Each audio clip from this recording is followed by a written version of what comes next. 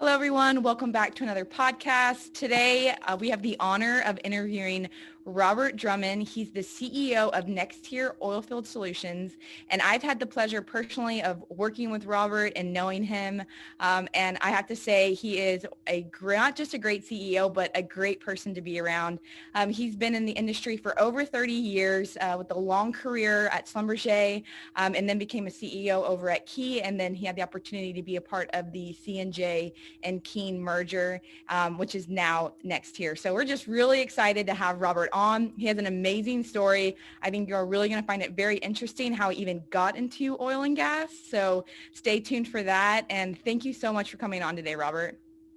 Well, thanks to you two for having me. I'm honored to be here, and I'm very impressed at what you two do. By the way, I mean this is in your in the back office work for you. This is after hours, and just a couple of people adding value to our industry. Thank you.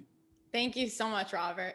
Well, we're all excited to get to know you a little bit more. And so tell us who Robert Drummond is. What was life like growing up? Where are you from? Well, I hope it's not boring, but I grew up in Alabama. It was a really family-centric environment, based on Christian values. I was the oldest of four children.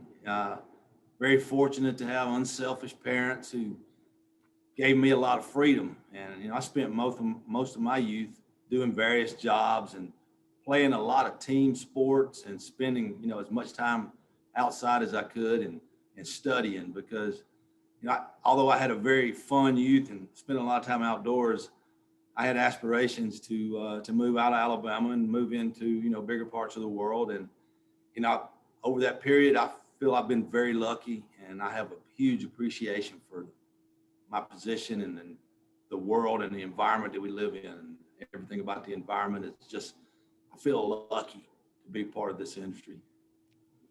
Well, Robert, we know that your dad went through a lot, while you were growing up, and you talked to us about, his experiences and how he had to actually get into mining due to you wanting to stay in the state for your football development, which you actually ended up getting a football scholarship. Can you talk to us a little bit about what it was like, experiencing that with your father, and then also, why you decided to study what you did in college? Well, thank you. Yes, I did decide to study engineering. I was a pretty good student in math and science in high school, and engineering seemed like a degree that had a lot of potential career paths, and I was very open-minded. But I have to admit, I was a little bit motivated by money, and I was likely to end my college career with a negative net worth. So choosing engineering was not difficult for me. But choosing which discipline was a bit more complicated. Back in those days, 1980, call it, oil price was near historic lows when you consider, adjusting for inflation. So I was able to kind of quickly look at petroleum engineering and see that there was a huge demand for students at that time, and it paid well, and it was outside, and I like doing all those things. So I decided to enroll at the University of Alabama's mineral engineering department, which included the option to be a mining engineer or a petroleum engineer. So, you had to make a choice before your junior year. And my father, kind of wise man, he was working at the time in a coal mine as a supervisor or manager there, and invited me during the summer before my junior year to come and tour the facility. So I showed up and dutifully on time, and was introduced to a supervisor who was going to be my guide or escort through an underground mining tour. So, we got suited up and we took an elevator hundreds of feet below the ground, into the pitch black, into a tunnel that was maybe 5 foot tall, and boarded a little train that took us another thousands of yards into yet another network of tunnels that again were only lit by the light that you had on your helmet, and began to walk in what was then about 18 inches of water and a 5 foot roof. So you were very challenged to need a technique to be able to do that. And obviously, I didn't have it, and my escort did. And the guy ended up getting way far ahead of me, and we'd be coming to network intersections, and his light would almost be out of sight from me. So it was very scary, to say the least. And bottom line, I got to the coalface safely, and we watched the mining process for a little while, and then we made the trek back out. And I realized along the way that I was getting a condensed education on mining. Oh yeah. That when I got to the surface, I said, "Thanks, Dad. I'm a petroleum engineer." Yeah. I love that. I'm sure the whole time you're like, I am not gonna do this for a living. I do not want to be here. Yeah, I mean, I'm nothing against coal mining, but it definitely is for not the faint of heart. And maybe I wouldn't have been down underground all the time, but I do have a huge appreciation for the men and women who do that. And Jamie, you mentioned football scholarship. I just want to be for the record, I was a walk-on at the University of Alabama. Quickly figured that I better get more deep into the books because physically I just wasn't going to be able to make. You weren't going to be in the NFL anytime soon? Yeah, but I had a good time. I learned a lot. But at the end of the day, I was on the team more than I was a player. That's Hey, but you were on the team, so that's pretty awesome. Exactly. So tell us, how did you get in oil and gas? So obviously you studied petroleum engineering. You mentioned that there was somewhat of a downturn. Oil prices it's not like everybody was hiring. So what was your first job into the oil and gas industry, and how did you go about getting it? Well, as I mentioned, I decided on petroleum engineering in the early 80s during a boom time. I mean, it was on the back end of a big boom in the United States and all over the world, really. And I had not really considered the cyclical nature of the business when I made that move. And by the time I graduated in 1983, the oil and gas business and companies were really no longer even coming to campus to interview. So I was in the process of studying for finals, and it's been a long day, and I said I was going to take a break. I grabbed a Schlumberger application in the middle of the night, filled it out, and sent it to Schlumberger's office in New Orleans, and applied for a field engineering position. And I think my application happened to land on the guy's desk at just the right time, and he sent me an interesting note back, say, if you happen to be in the area in the next few days, drop by for an interview. And New Orleans is not exactly in Alabama. Yeah. But, I just happened to be here. Yeah, I just happened. Casually. I made that happen.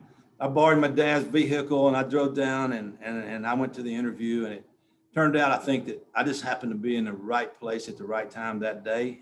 I got the offer, and I was fortunate. There was a time when not many graduates did get an offer straight out of school into the industry. But I would argue that at that point, I didn't even really realize that my education was only just beginning when I stepped out of college into our industry. But pretty fun journey, and I've been pretty much at it ever since. I think, though, you missed one part of that I definitely want you to touch on, which was how you actually got to New Orleans in your dad's vehicle.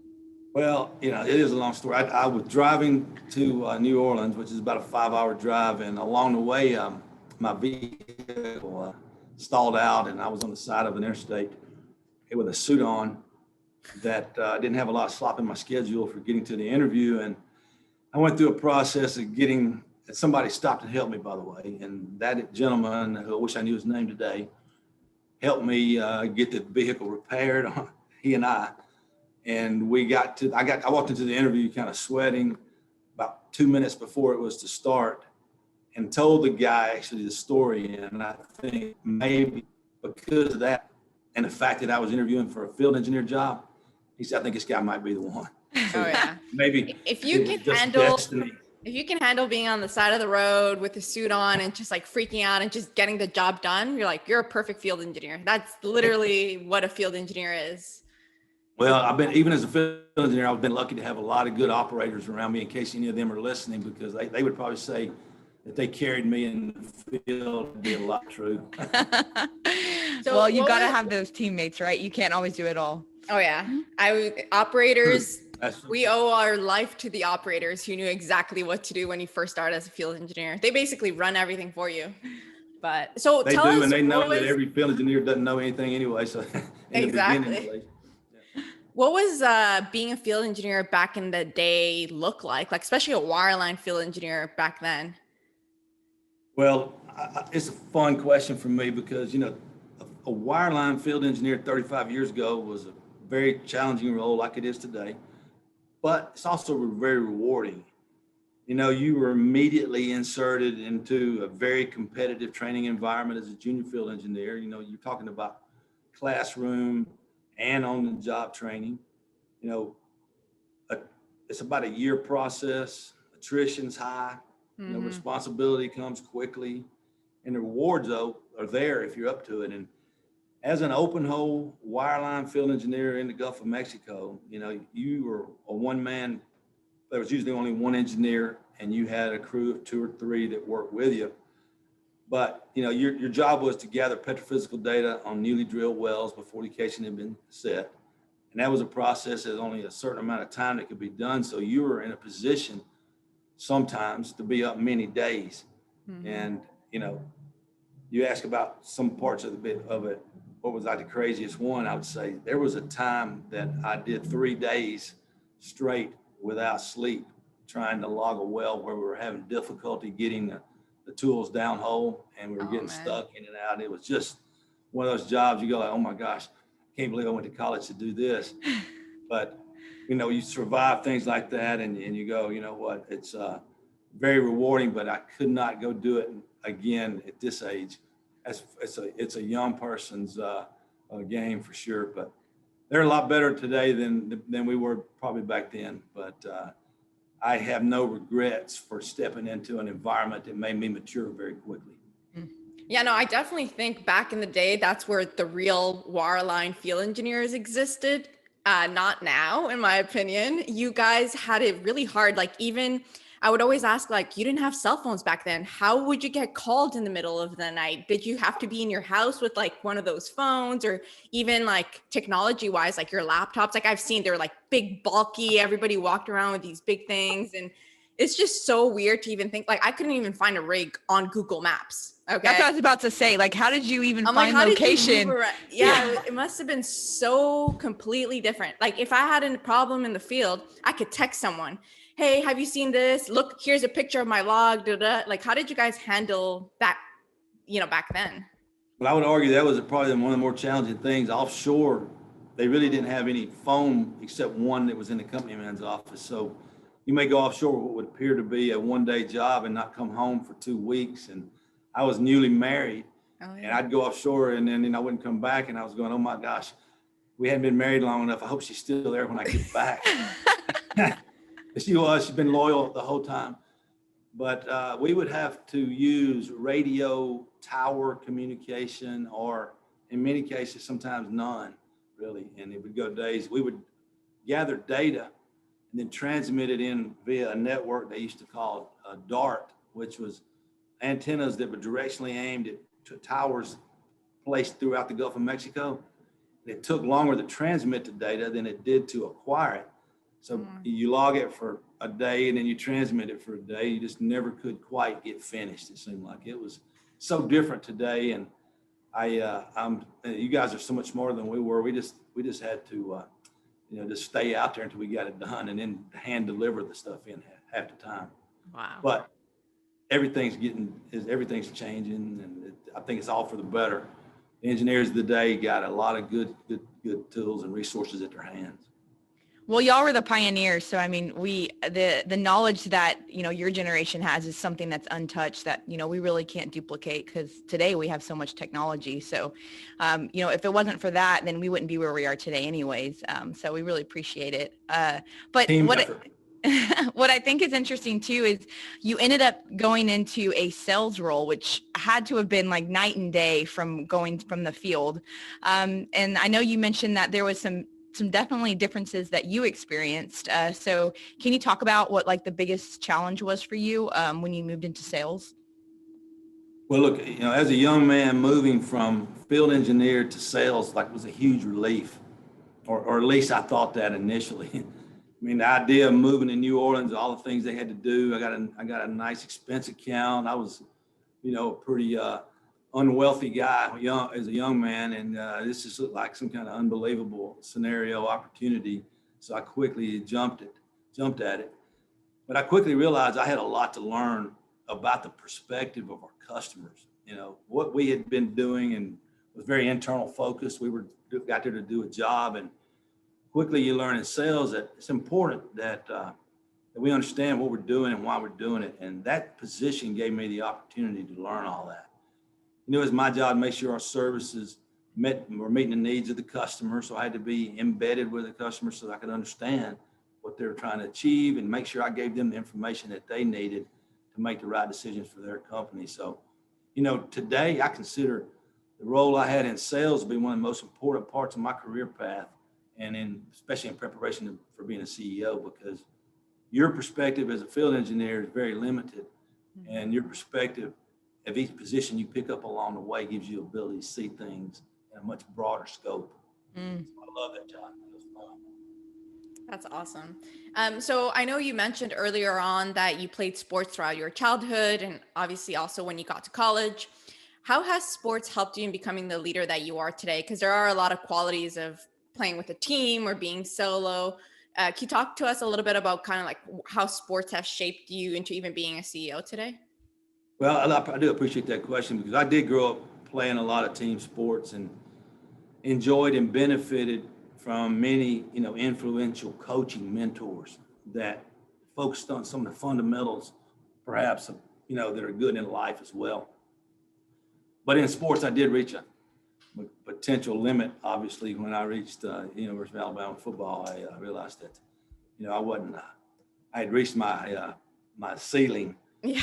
But I'd say the three most important lessons I learned through that whole process, young and even to this day, was that, three things I'd say. If everyone buys in to the objective of the team or the goal, that's the way you have the best chance of succeeding or winning or whatever, you're trying to achieve. And if everybody does that and are committed to it, achieving the goal is possible almost no matter what it is, and that it will provide rewards not only for the team, but opportunities for rewards for the individuals. And I think that that's one thing that you can take into the business world. And the last one being, I think if you work harder and smarter than your peer group, and you just keep doing that all the time, you're going to continuously differentiate.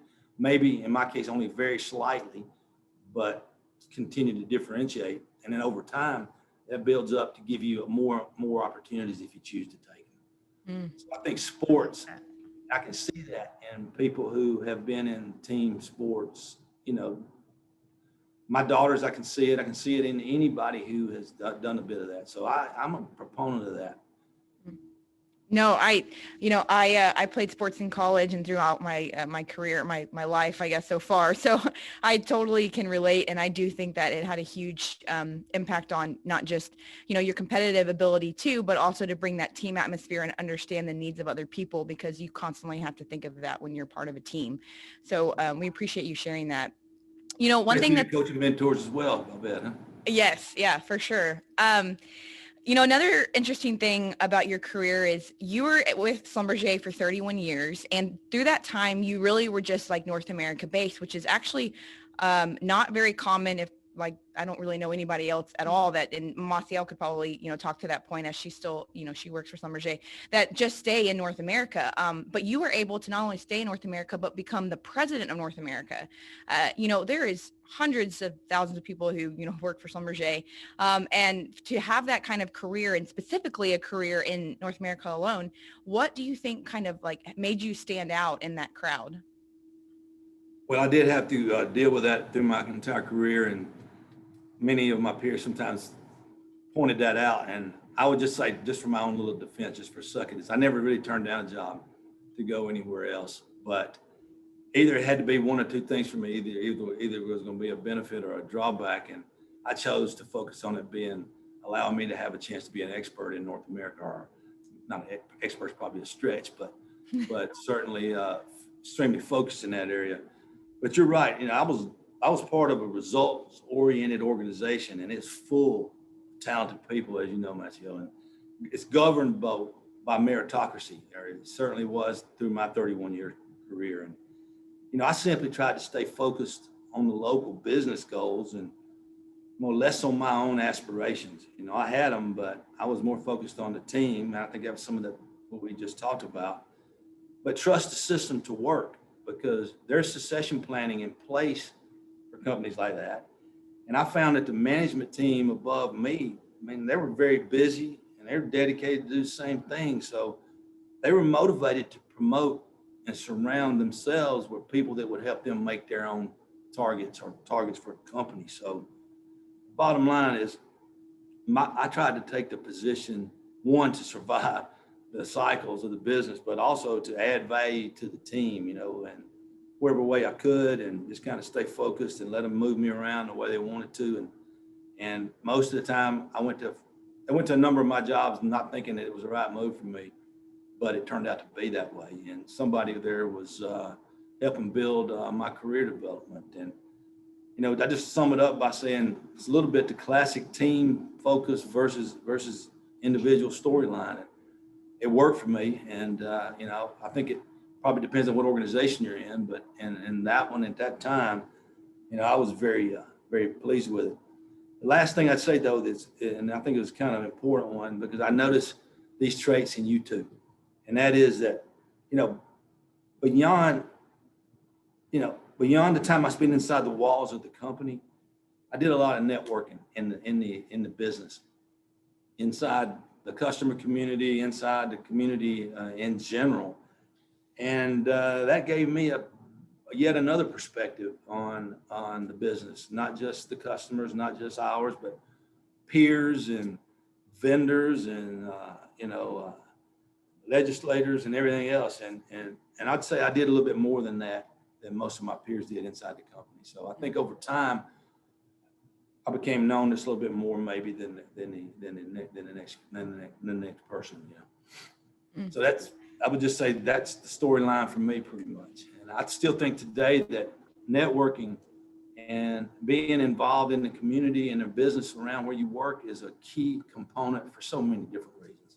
Mm-hmm.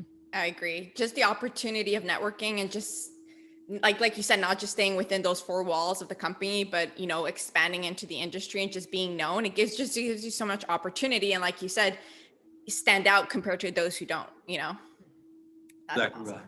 So as you were going through your career and we were obviously moving up and getting promotions, and I'm sure at some point you were like, I'm high potential. I could tell, I'm getting all these big titles.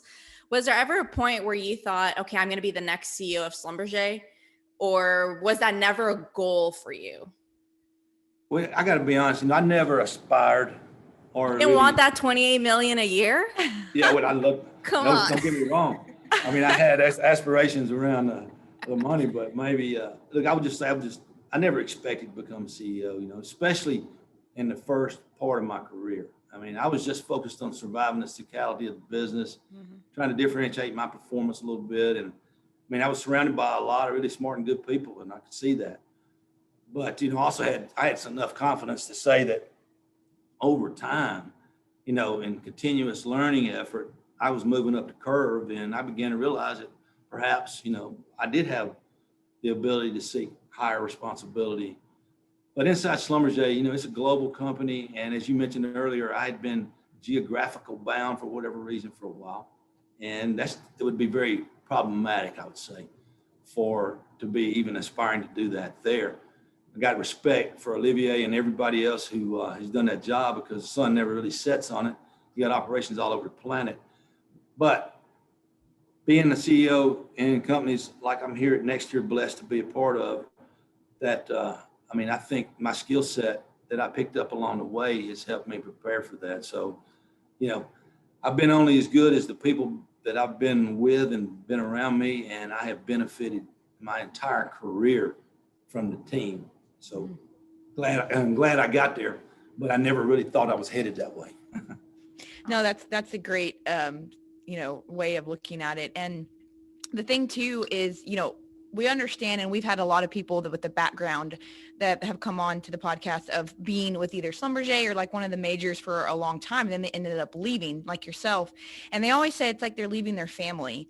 How did that feel when you left? Because I mean, you did have a 31, year career there.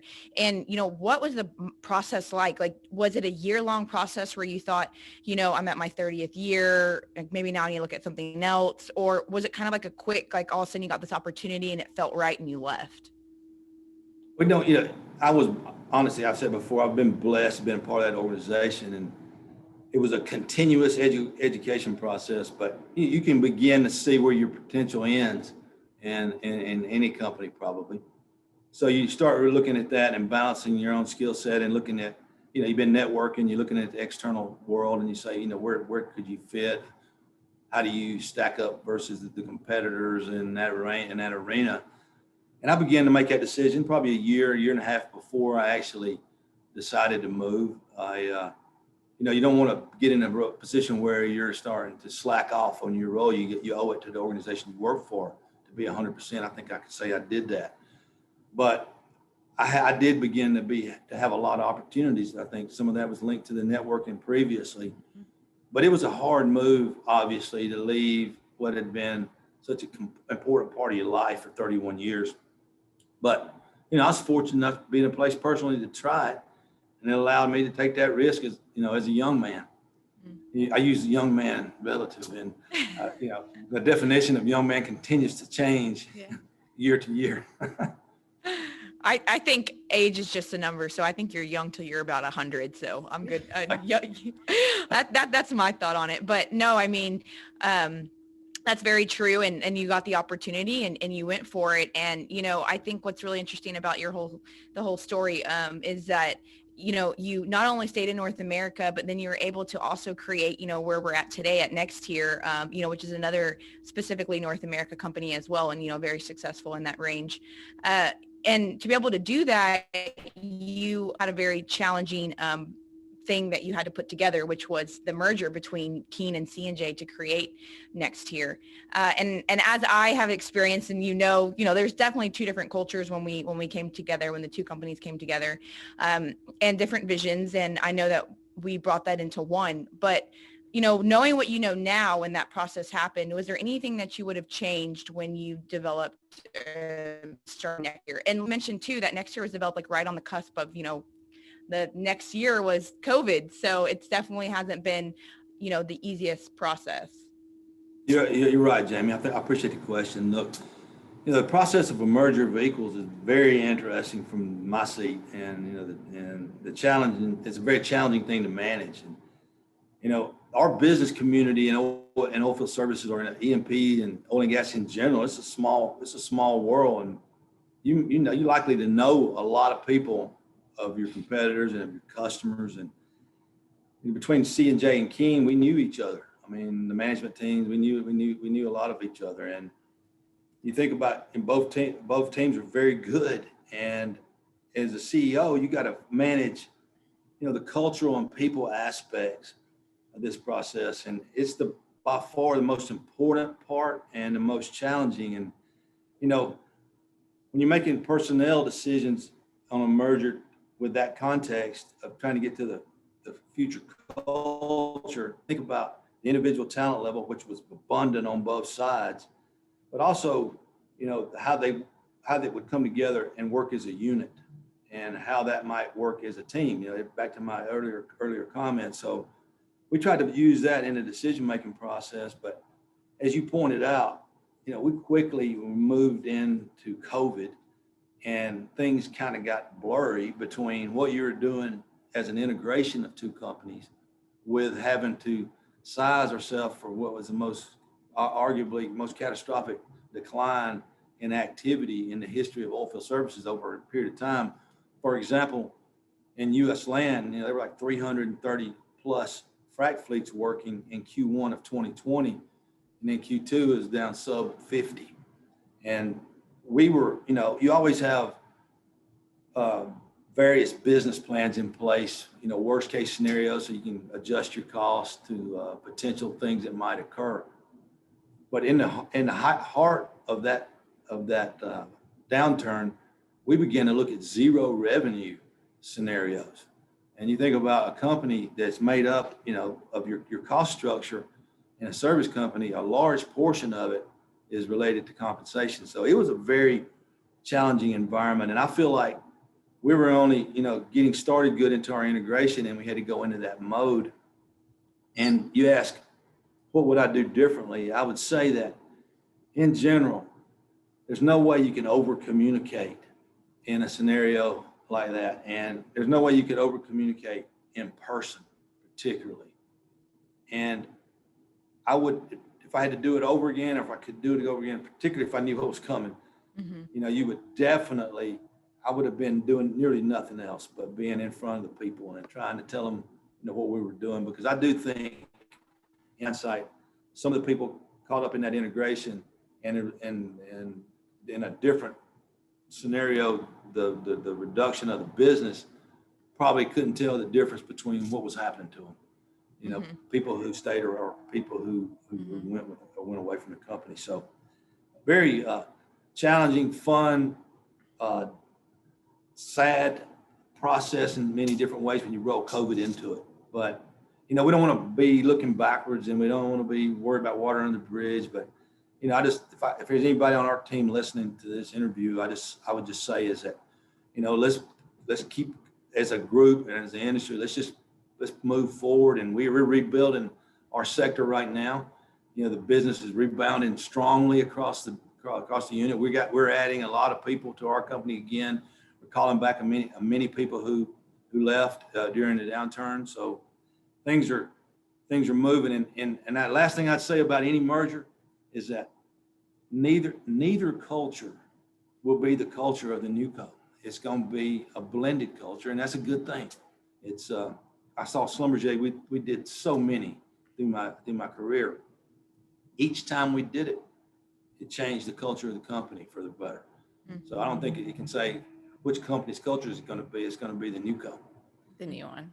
Yeah, no, that's awesome. And I remember even through all of COVID of last year thinking the hardest job I think out of everybody right now is the CEO of any of these companies, whether you're even oil and gas or restaurants or just business owners. As at the end of the day, everyone looks up to you, to what's going on, the reassurance, and just knowing that, you have to kind of keep a straight face and put a happy face on and show up for your people when like everything's kind of falling apart right under you. So that must have been a very challenging year. So good for you for, kind of just keeping the company through all of it. And like you said, we're moving forward and things are obviously picking back up and things are good, but that must have been a really hard year.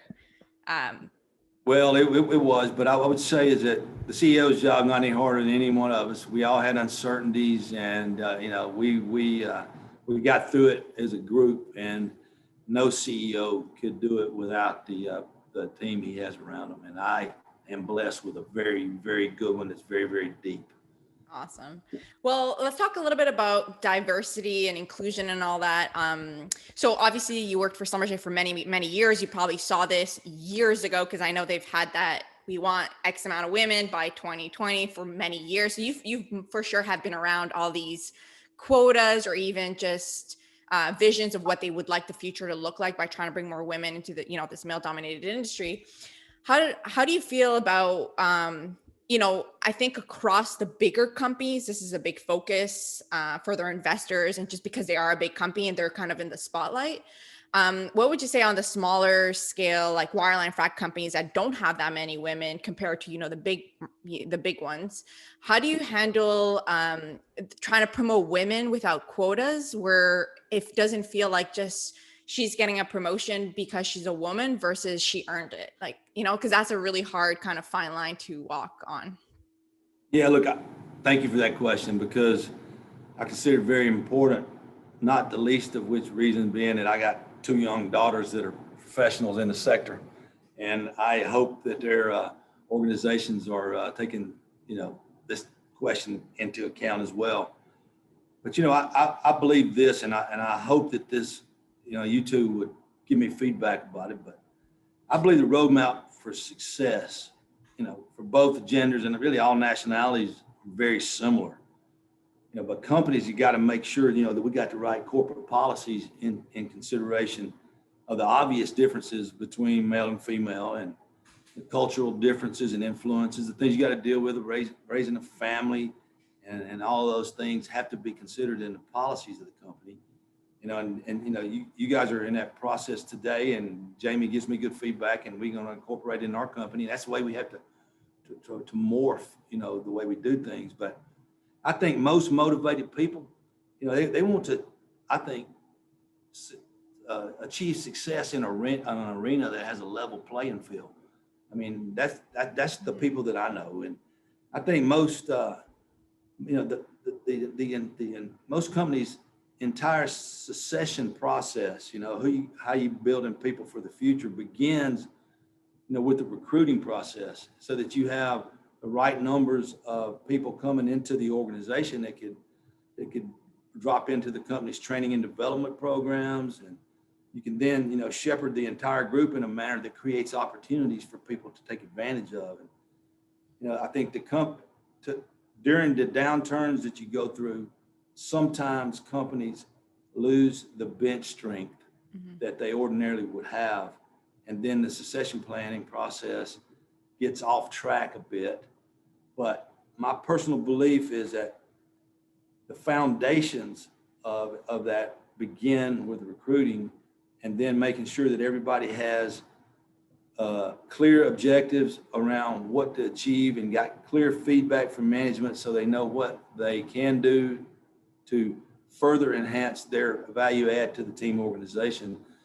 And I think that's just basically blocking and tackling of the process. But when you think about smaller companies, I don't think that we've done a good enough job of bringing in the right numbers of people in the entry-level positions so that you can begin that process. I don't know of any nationality or any gender that needs any special attention. I know there's a lot. I'm not the smartest person in my family, and I think that that's probably true in most every company. And I'd say is that we have to stick to that a bit. Mm-hmm. But I've watched a number of people, and you mentioned Schlumberger. I've watched a number of examples where I've seen, for example, a female that would decide to slow down the moves that she was making to allow herself to gain a little more learning and talent in a particular role, because she knew what she was trying to achieve. And the system maybe was pushing it too fast. It would have ultimately led to, a difficult position down the road. And I've seen the other example. So I think it's got to be a mutual communication between first having a process for it to work, and then having the supervisor employee relationship that allows that mentoring process to work and move people through the organization. So, when you mention small companies, Schlumberger's, Halliburton's, they've been the feedstock for a lot of positions in companies our size all over the U.S., all over the world, really.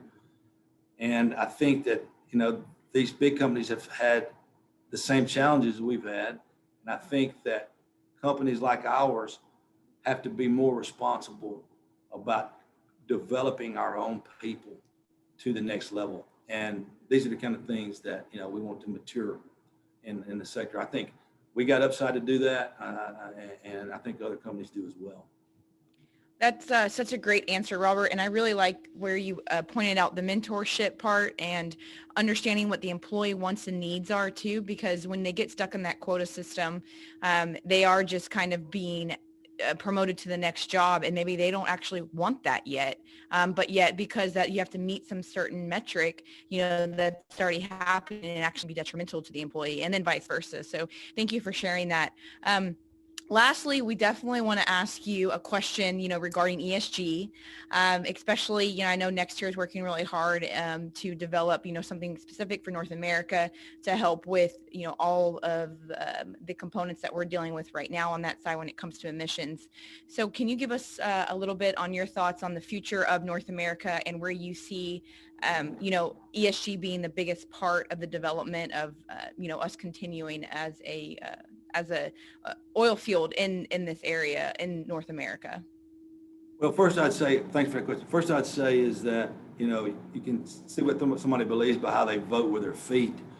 I left a global company to come focus on U.S. land, North America, in the frac completion arena, because I know that the U.S. has world-class assets, world-class reservoirs in both oil and gas, and it's going to be an important component of meeting, global supply.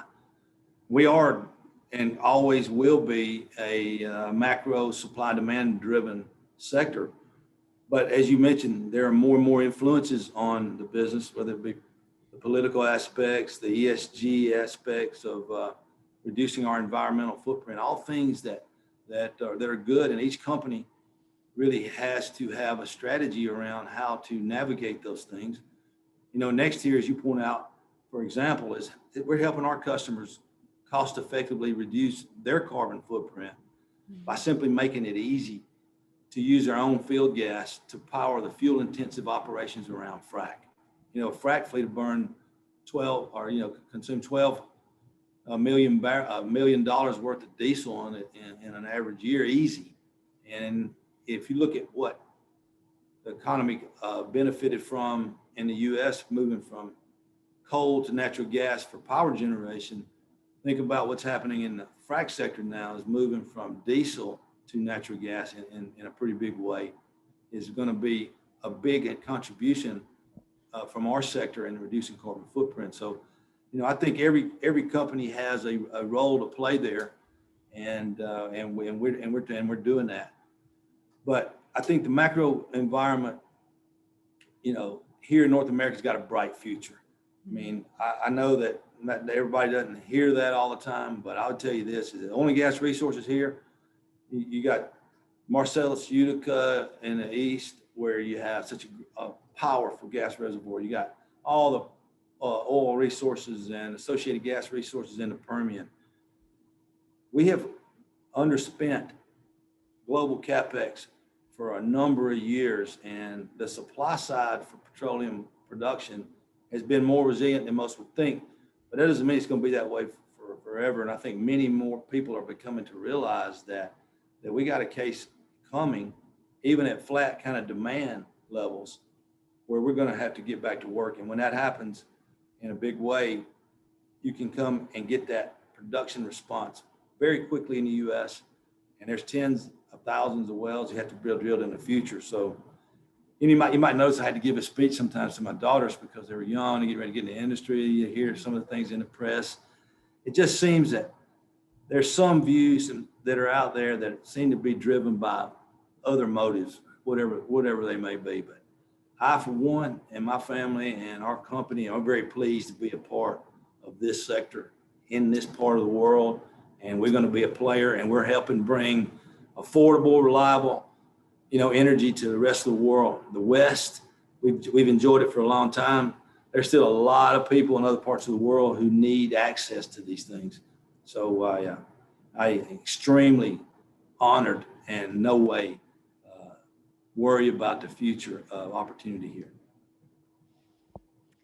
Thank you, Robert. That's I love the whole sum of that you stated there, and just not being a North American company and the experience that you've had here really shows, in your development of just understanding the business and understanding the future. So for that coming from you, I mean, everybody listening, I definitely would say that there is a future here, and there's always going to be one, and we're doing all the things needed to, help, not just emissions, but help, that future for our future kids, children, everything. So thank you so much. And thank you so much for coming on the podcast. We've been really wanting you on for a while, and your story is just amazing, and we appreciate you sharing everything with us.